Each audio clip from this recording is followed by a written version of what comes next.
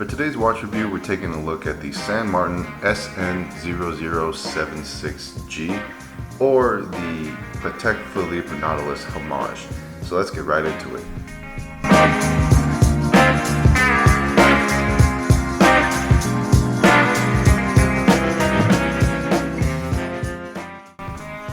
For price, we're looking at $295 for this specific version.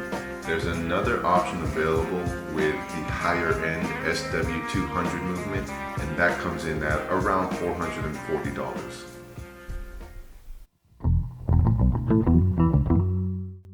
And let's knock out that quick 360. Here is the left side of the case. Quick view of that case back, and then the bracelet. Right side of the case with the crown, and there you have it. For the diameter of just the bezel and the dial, that comes in at 37.8 millimeters. Now if we extend the measurement to the outermost edge of the left side of the case and the crown, that jumps up to 44 millimeters. For case height, that comes in at 11 millimeters, and then a lug to lug of 44.6 millimeters. And then for the bracelet, so we've got an integrated bracelet here. So if we're looking at the integrated portion, that is 13 millimeters. And then right here, that jumps up to 25 millimeters. And then it tapers down to the smallest portion of 15.6 millimeters. For weight, the watch comes in at around 142 grams or 5 ounces. Here is how it sits on my 7.5 inch wrist. Very comfortable and very decently sized.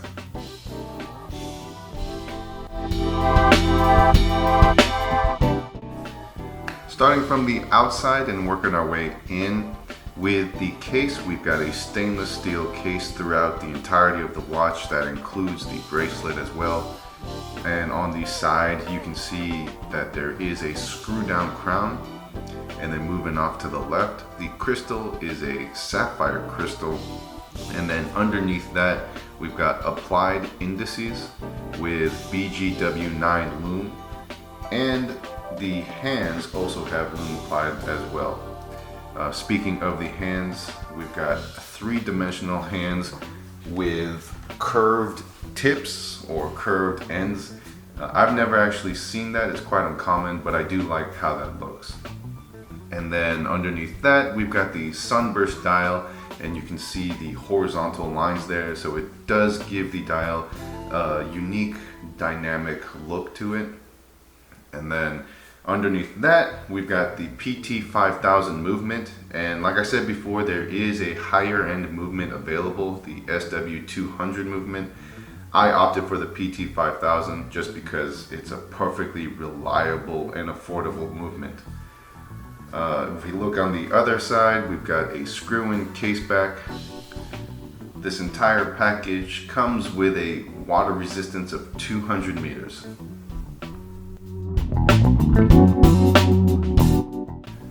For lume, BGW9 is one of my all-time favorite lumes because it seems to be on more affordable watches, but it shines just as good as any expensive Seiko or Citizen that you're ever going to buy. So I absolutely love it when it is available on these watches.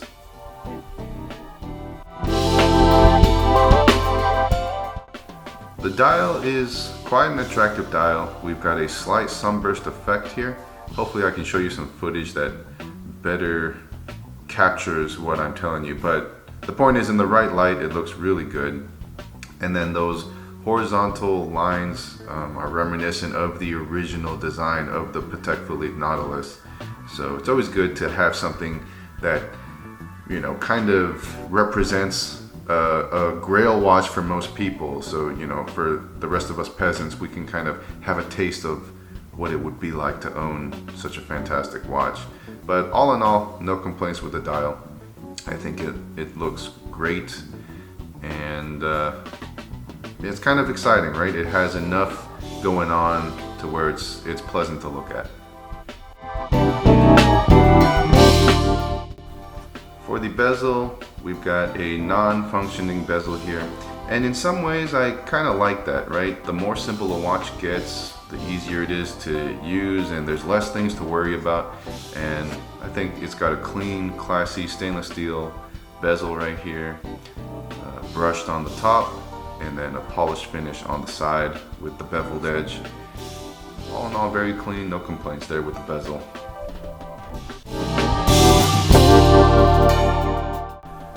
The crown is a screw down crown, and it's fantastic. The threading is tight, very easy to use, and once you pull it out, the one thing I will say is as you're screwing it out, it doesn't definitively pop out.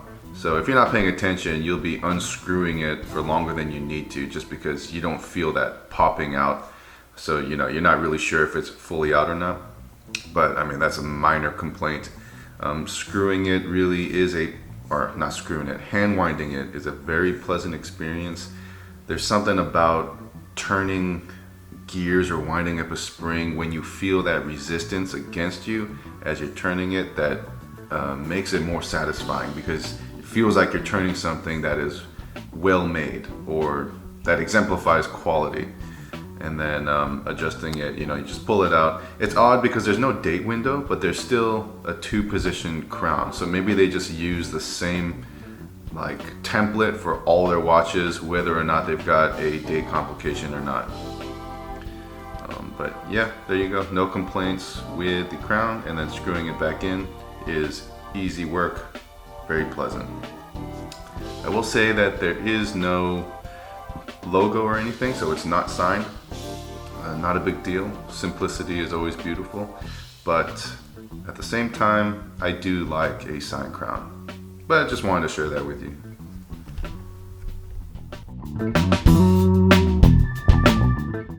For the bracelet, we've got brushed H links with polished center links, and then it is secured via this butterfly clasp here, which is then secured again by this safety tab or safety clasp. And if you can see, it is an integrated bracelet, which is kind of the downfall of this entire watch. And I mean entire, like the main case and everything. The reason why I say this is because the bracelet is, in my opinion, just poorly executed. If we start off with the clasp, the butterfly clasp here, it's not done very well. It's just very soft and loosely secured. And then this safety tab, I've actually never seen a safety tab on a butterfly clasp, but it's just cheap stamped steel, right? And that's normally the case with all other safety tabs, but in this case, it just feels like exceptionally cheap. I mean, you can even see just from a top-down view, look at that, right?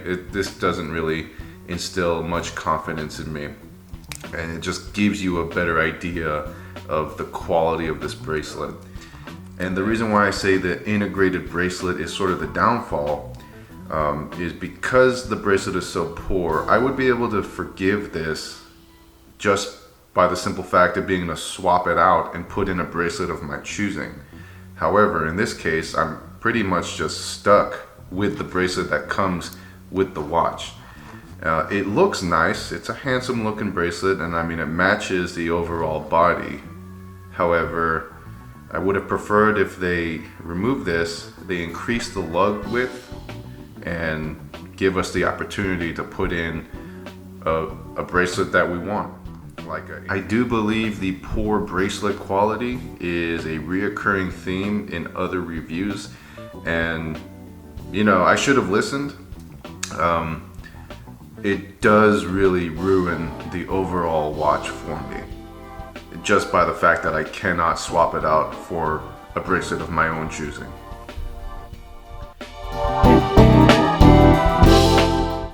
We do have a great looking case back here. I am starting to become a fan of these simple case backs. There is some writing engraved on the outer edge of it, and when I say engraved, it does look shallow, like laser etched. However, it is engraved, just not very deeply. So I do like that.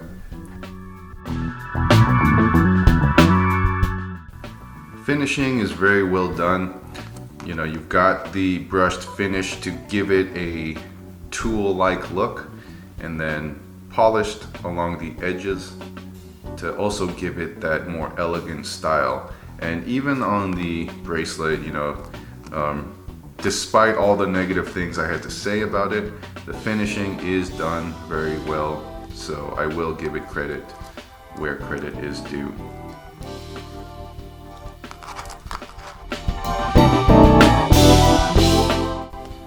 Going over my overall thoughts, I don't want the main takeaway to be that this is a bad watch. I think it's a great watch with some bad qualities that kind of ruin the overall experience. So talking about the watch itself, you know, you've got the sapphire crystal, the PT5000 movement, the screw down crown, all that stuff is done exceptionally well. And San Martin really did knock it out of the park with the case and the internals of this watch. Now going over the bracelet, that really is the thing that ruins it all for me. It's kind of like driving a car, a really nice car, with bad tires and ugly rims. So it doesn't matter how nice the car is, if the tires are bad, it just ruins the overall experience, if you know, you get what I'm trying to say here. So with that bracelet, I mean, that is the ambassador to your wrist, to the rest of your body. And if you can't enjoy the experience on your wrist, then it doesn't matter how nice the watch is. And that is the case with this watch. So my main recommendation to San Martin, I know they like to watch some of these reviews, is to increase the lug width so you're able to use aftermarket bracelets. You know, you don't have to change anything about the watch, just give the customer the ability to wear a bracelet of their own choosing. So do I recommend this watch to you? I don't know, I got mixed feelings here. I really like the watch, but the bracelet is horrible. So, you know, interpret that for how you will. But that's pretty much all I got to say for this watch review. I really hope it helps you with your next watch purchase. If you haven't joined the Discord server, make sure you join the server. Got a really good group of guys there. Not always watch related talk, but it's welcome to anyone that wants to join. That's all I got to say. So again, thanks for watching, and make sure to tune in for my next episode. All right, bye.